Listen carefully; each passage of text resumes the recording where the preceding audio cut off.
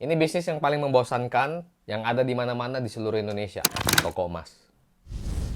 Kalau di Indonesia itu ya ada sebuah anggapan yang udah mengakar kuat.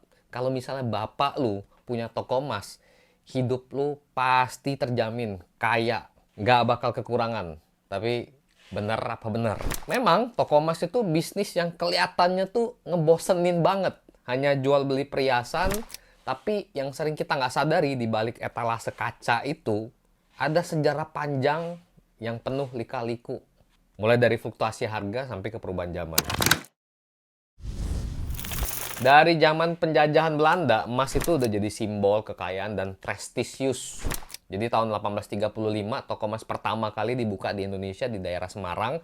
Di tahun tersebut, harga emas masih stabil, sekitar 20 dolar per ounce. Tapi setelah Perang Dunia Pertama, semuanya mulai berubah. Nah, masuk ke tahun 70-an, setelah depresi besar, harga emas tuh mulai naik. Jadi Amerika itu menghapus standar emas dan tiba-tiba boom, harga emas langsung melonjak. Tapi bukan hanya di Amerika, dampaknya itu kerasa sampai ke toko-toko emas di tanah air di Indonesia pada waktu itu ya. Di Indonesia ini emas bukan cuma soal bisnis, tapi warisan juga. Gak heran kalau toko emas selalu dikaitkan sama kekayaan 7 turunan, 9 kelokan, 8 tanjakan. Jadi anak dari pemilik toko emas ini biasanya dianggap ya hidup enak lah ya. Tapi yang sebenarnya terjadi itu bagaimana? Ya, meski kelihatannya membosankan, toko emas ini adalah bisnis yang penuh perhitungan. Karena harga emas itu nggak hanya stagnan ya, naik turun setiap hari. Jadi para pemilik toko harus memantau harga dunia setiap hari, menentukan kapan beli, kapan jual. Belum lagi resiko keamanan.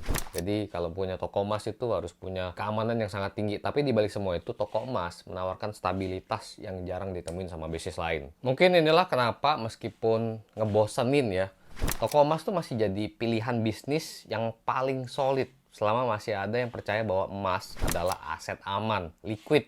Bisnis ini bakal terus ada.